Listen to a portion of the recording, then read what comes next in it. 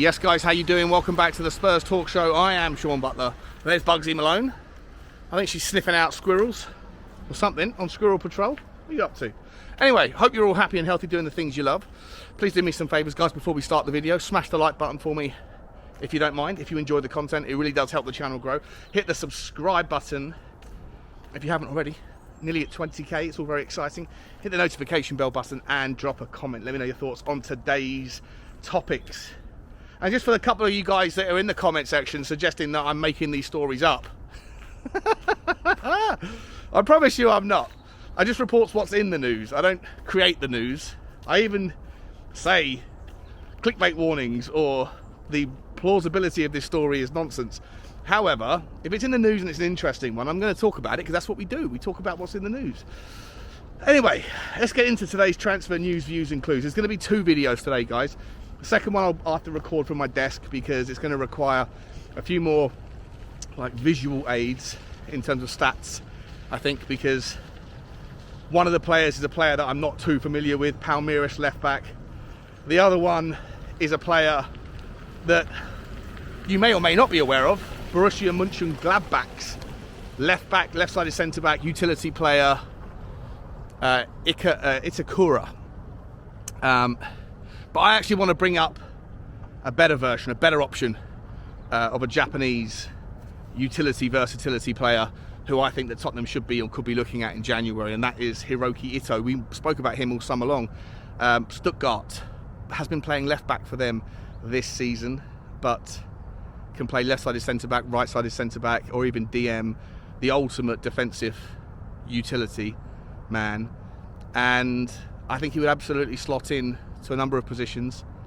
And also don't forget, you know, his season, his price tag is ramping up. He's going from strength to strength.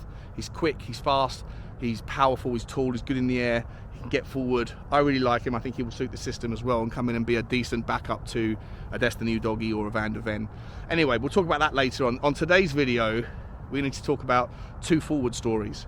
One of them is a story that has been around the block and has come back with some sort of larger tiered, higher tiered journalists getting on board it now, saying that Ange Postecoglou is prioritising this guy as a January option, either for a 6-month loan or an 18-month loan, or possibly even a cut price deal. And that is Manchester United fallen star, Jadon Sancho.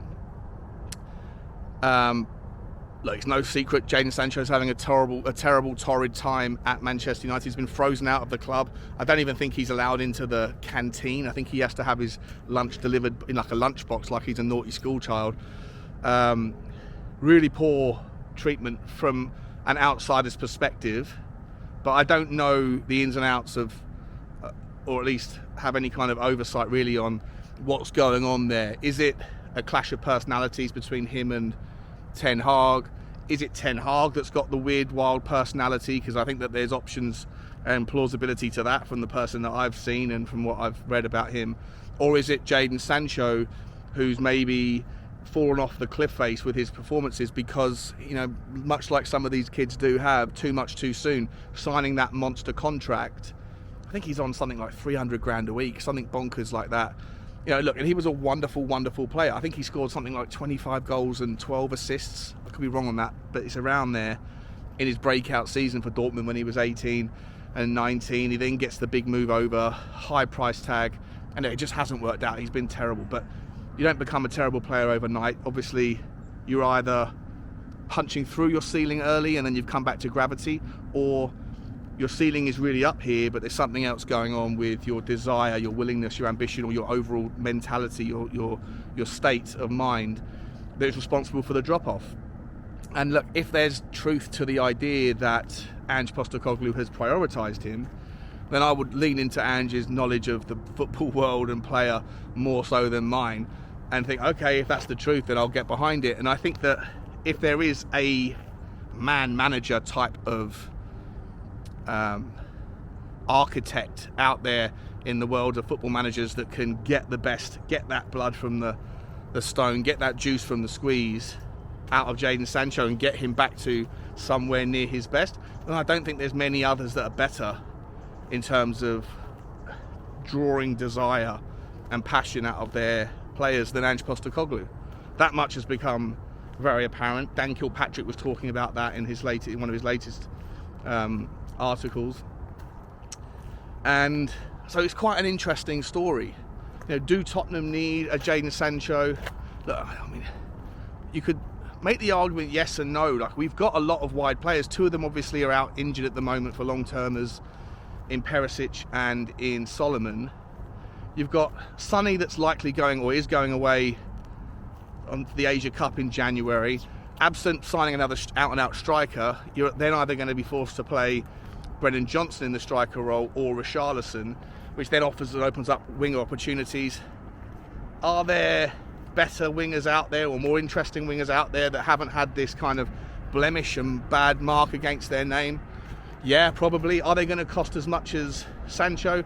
Well, look, if it's a season-long loan or an 18-month loan or a 6-month loan, then you would hope that Manchester United would still have to cover 60-70% of the wages. And if you can agree to that sort of deal, then I think that it can make sense. As far as a permanent transfer goes, then the suggested reports are saying £30 million, but then is Jadon Sancho going to want to come to Tottenham or anywhere else and give up his current deal, which I think is, like I said, 300 grand a week? I mean, I think there's a lot of stumbling blocks in this story. And as I said, when it comes to wingers, I've said this a million times, to me, guys, there is a plethora, a never-ending string of young, tricky, fast, direct wingers. In every team's got them. But whether or not they can go from a 15-20 million pound player to a 70-80 million pound player is their output, their goals and their assists. And I think that that's always the compromise. Can you get Jadon Sancho back to where he was? If so, then £30 million is a steal. Can you get him back mentally and on the pitch to where he was creating 30 GAs in a season from a wide position? Then of course you want to do it.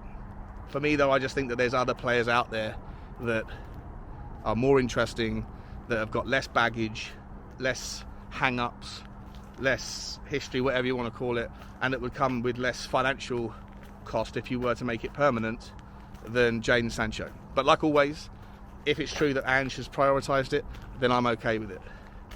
Another option though that has come up in the second story of the day is a name that I don't remember being linked with before, and that is Juventus superstar Federico Chiesa. Plays on left or the right or in the second striker role. Wonderful player when he's fit. I think he spent the most of last season, nearly all of last season, out with a cruciate injury. And this season he's come back and it's been handy. I think he's got like 2 goals and 3 assists, I think, in 5 or 6 games, 7 games maybe for Juve. But Juve have got massive financial issues and are looking to find ways to reshape their team in lieu of all that stuff. And Chiesa's price tag, according to Transfer Market, is around 50 million euros. Look, for me, I love watching Chiesa. I think he's an absolutely brilliant player to watch when he's on his game. He has a kind of positional awareness and a technicality that, even though you kind of know what he's going to do at times, he still does it and gets away with it because he's just so good at the things that he's good at. Running with the ball, kind of finding his way through melees of players. He's got a wonderful shot from both feet. He's predominantly right-footed, in as much as if you're going to pick a foot, but he can shoot with both. He can shoot from distance. He's got a wonderful long shot on him. Good cross, can look up. He's one of those players that has the difference of can take people on and then look up and find the pass. He's crafty, very clever. Another kind of little guy, 1.75 m.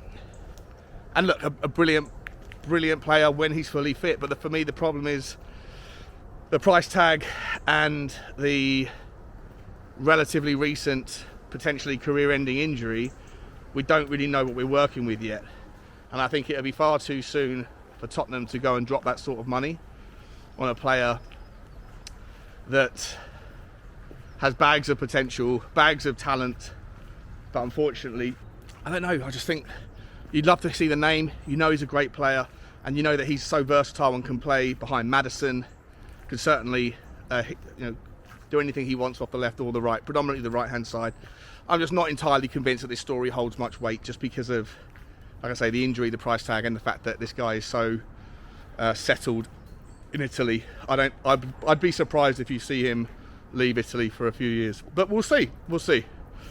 I'll tell you what, guys, if we're talking about wide men for the purposes of this story, then I don't want you guys in the Spurs Talk Show community to forget about the name Pedro Gonçalves of Sporting. The guy has everything that we need. He's an absolutely unbelievable player, and I don't think he would cost as much. According to Transfer Market, his value is only 30 million. I think that might be because his contract is entering its final year. I think he's got 18 months left, I think. The 30 million euros, according to Transfer Market, which is nearly half of what Chiesa is going to cost you. But this guy, I mean, he can play left, he can play right, he can play through the middle, he can play a central midfielder, he can play in the 10 behind Maddison. He is the perfect utility player. He can take players on, he can spread the ball, pass the ball. His stats are out of this world. And in terms of goal and assist contributions, which is what you need from those forwards, which is what we don't really have, or don't have enough of at the moment, just go and look at his stats. I think in like the last 3 seasons, I think he might have played about 100 games for Sporting, and I'm pretty sure his overall, I think he's got like 52, 54 goals, something like that, and about 22, 23 assists. It's incredible. Last season was insane for him.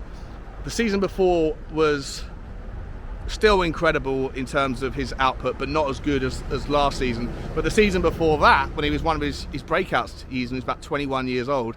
Again, phenomenal stuff. More than 20 goals, more than, I think, 15 assists in both his last season and the season before.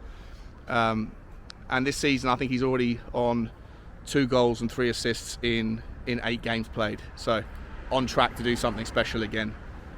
I don't know if there's any chance of getting him, but for me, if you want someone who can offer you options, who can create and score and shoot, and isn't going to let you down, and gets back and defends, and has that mentality monster sort of thing that Pedro Porro has, that seems to be quite frequent when you're coming out of Portuguese or coming out of Sporting, then Gonçalves is that guy. I don't know if he's plausible or if there's any credible links. There were links in the summer, but we haven't seen them yet. But for me, if you have to give me Jadon Sancho for 30 or 40 million, Gonçalves for 40 million, or Chiesa for 50, I know who I'm picking. Who are you? Let me know, guys. Like, subscribe and comment, and as always, bye bye.